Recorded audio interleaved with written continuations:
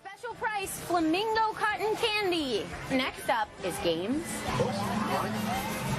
I won't be needing these anymore. So what do I need to do first? First thing's the microphone. Yay, I feel like Britney Spears.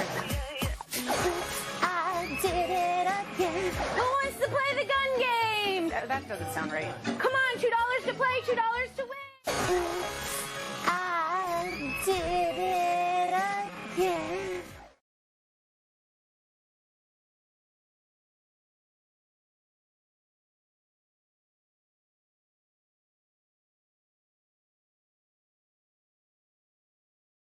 Did it again. Was that pretty good? It's such a good impression. See, and I even got the headset microphone. This was. We're at 47. Tracy to Dublin. Antioch, though, to Concord is getting a little from Marin. Guys? Britney Spears is returning to Las Vegas for a new residency. Oops, she did it again. Was that pretty good? It's such a good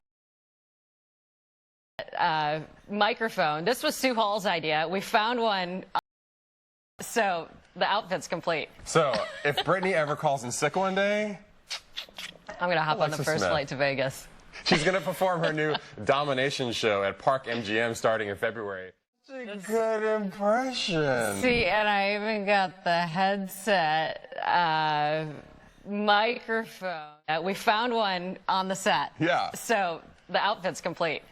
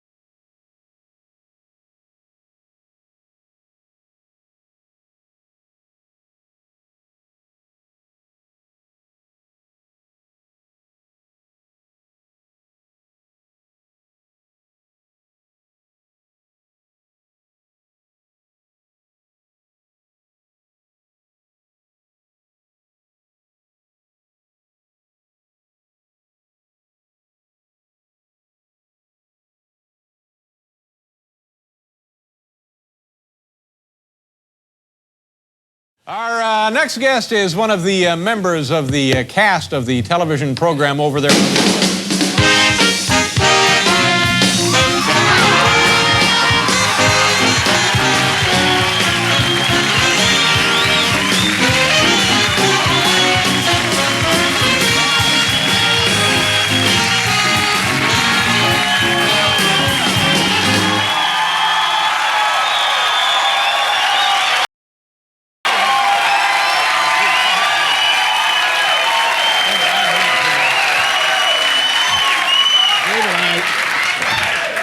I have to apologize. I thought this was the Joe Franklin studio. I'll tell you why I'm here. I happen to be in town over doing some stuff for the NBC affiliate. That's right. And, you know, Ed McMahon, our good friend, could not be here. Yeah. But it seems, David, that you are the $1 million winner. Oh, my God! I've won $1 million!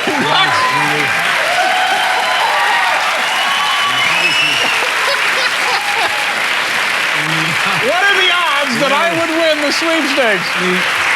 The odds are astronomical. Yeah. Well, geez, screw GE then, huh? Isn't that nice? Ed would have been here, but he's in Hawaii with some member of the female species. We're not quite, it's hard to keep track of Ed. Yeah. We're trying to get the McMahon law passed in California where there's a 7-day waiting period before you purchase an engagement ring. What tawdry. It's automatic. What a tawdry thing to do. Yeah. Anyway, how you doing? Pretty good. Now you actually began things just across the hall, didn't you? We had 6B. Yeah. Now, you're what? Is this 6A. That would figure. Yeah. How many years did you work over there? 10 years. We did. So started October 1, 1962 till 72. We went to California. Now tell people know about it because, by the way, I wish you could have been here about 45 minutes Really? ago. Yes. One of those bad nights? Well, you know. Where it's all going like this, the huh? luck of the draw You got sometimes, it. yeah. Ever been to the Hamptons?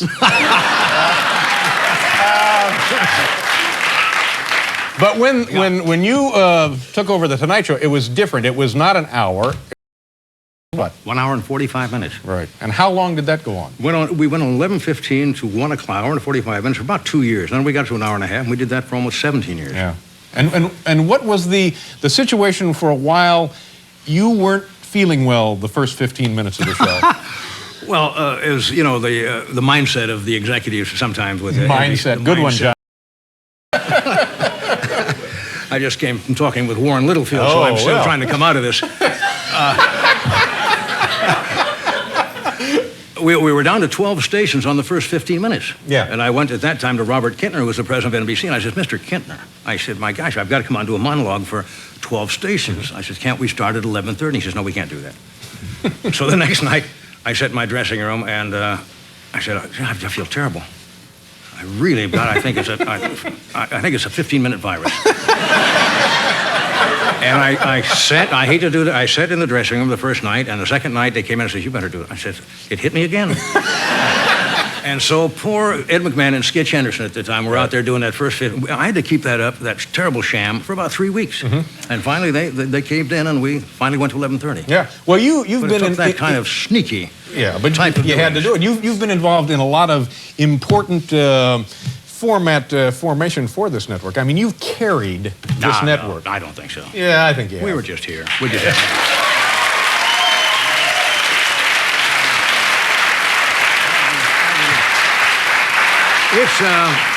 It's coming to an end, you know, next year. I've always wanted to be a shepherd. Is that right? That's right. Jeez, that's odd. I don't know. Shepherd. Well, it's just one of those things that appeals to me.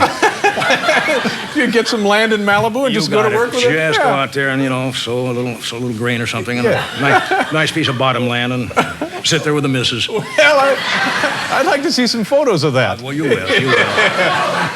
You don't have your home out there anymore, do you? No. What happened to that house? Earthquake got Earthquake. it. Earthquake got it. It's just leveled it. Just that one little block. I've been through 3 of those earthquakes.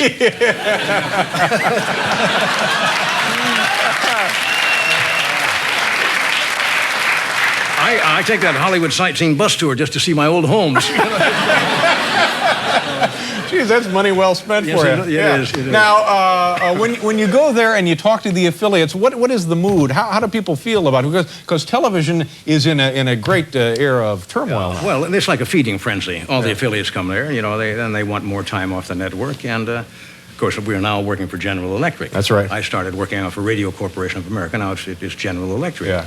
And, you know, a lot of people have said General Electric is not interested in being in the entertainment business. And I said to Bob Wright, I saw the fall schedule, and there's nothing to worry about. So who knows? Well, see, I got to finish up here after you leave. That's right. Yeah, I'm going to get out, and you're going to be stuck Yeah, with it's it. easy for you to come in here with the hand grenades and stuff. I've got to hang around the rest of the night. And what are you doing? You don't come to New York much, do you? No, I actually came in for the affiliates meeting. Yeah. I'm going back. Do you have a big kind of celebrity evening ahead of you? No, not a thing. We just walk around New York today. And what is that like? Do people just must I ran into Mayor Dinkins. With a sign says, "We'll work for food." I mean, on the street. I mean, this city is broke, isn't it? Broke. Yeah, it's a little fiscal crisis. Tried to put the tag on me for some money. I don't know what happened. So there is no party. There is no glamour-filled. Nothing at all. Yeah, and then right back to California. Yeah. Yeah, and you go to work. Yeah. Yeah, and any vacations for the summer? This was a week vacation, and you get off pretty frequently, don't you? Not like you, Johnny. Well, well, I'm surprised we have anything after Ted Danson got through with them. Ted got all the money. Yeah. I can't tell you how much I appreciate you dropping by with the with the $1 million. I'm going to run that right down to the bank as soon as I would cash this immediately if I were you. I appreciate this. This is, I think, the second time you've been on the show. It's always good to see you. Very nice of you. Thank you very much. Thank you. Johnny Carson, everybody. Sure. Have a nice time.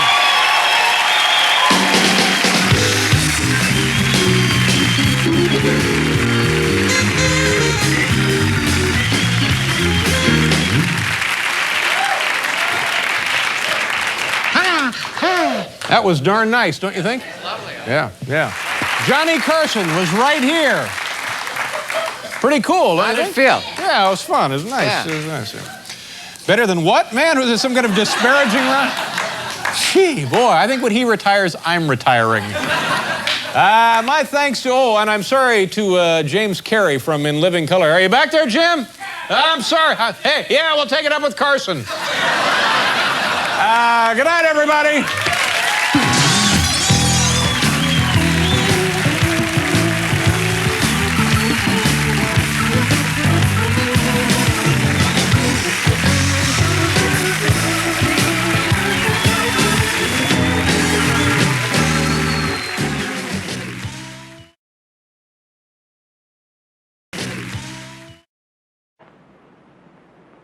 I have the secret.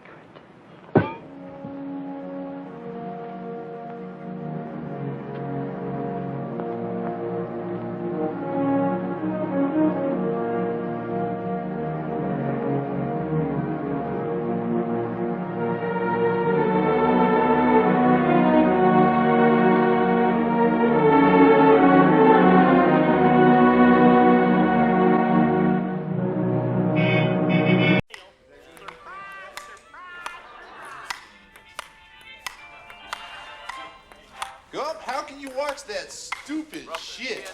Turn it off. You are tuned to the American Forces Vietnam Network. This is Channel. Good catch, Gump. You know how to play this? Come on, let me show you. Here. Now, the secret to this game is no matter what happens, never, ever take your eye off the ball.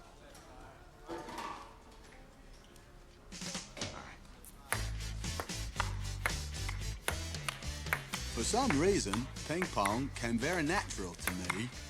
See, any idiot can play. So I started playing it all the time. I played ping pong even when I didn't have anyone to play ping pong with.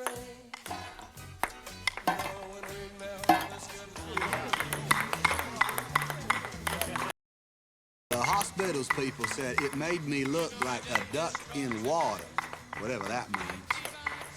Even Lieutenant Dan would come and watch me play.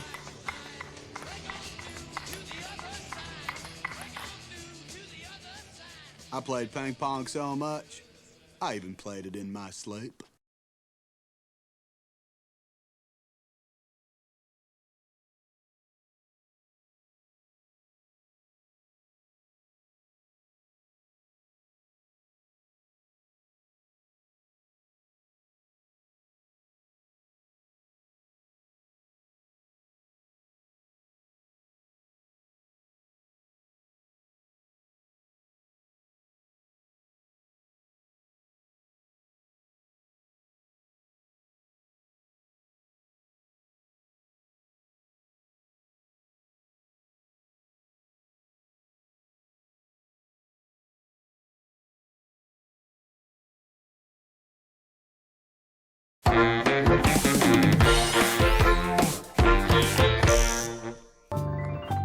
It's a beautiful day in this neighborhood, a beautiful day for a neighbor.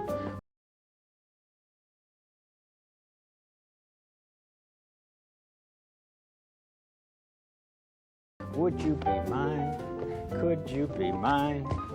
It's a neighborly day in this beauty wood, a neighborly day for a beauty. Would you be mine? Could you be mine? I have always wanted to have a neighbor just like you. I've always wanted to live in a neighborhood with you. So let's make the most of this beautiful day. Beautiful day. Since we're together, we might as well say, would you be mine? Could you be mine? Won't you be my neighbor? Won't you please? Won't you please? Please won't you be my neighbor? Anytime on the PBS Kids video app.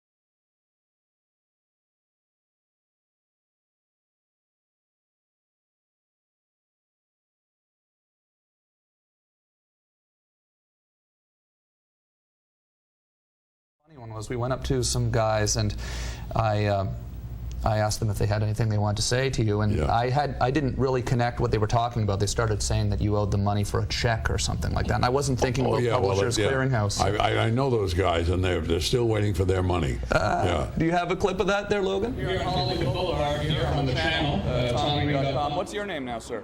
Chuck. Chuck. And what are you doing today on Hollywood Boulevard? Absolutely nothing. Trying to look beautiful. Awesome. What's your name, sir? My name's Mark. Mark. Now, you know who I have on my show tonight? No, but I love Ed McMahon is on my show tonight for a full hour. You want to say something, Ed McMahon? I do.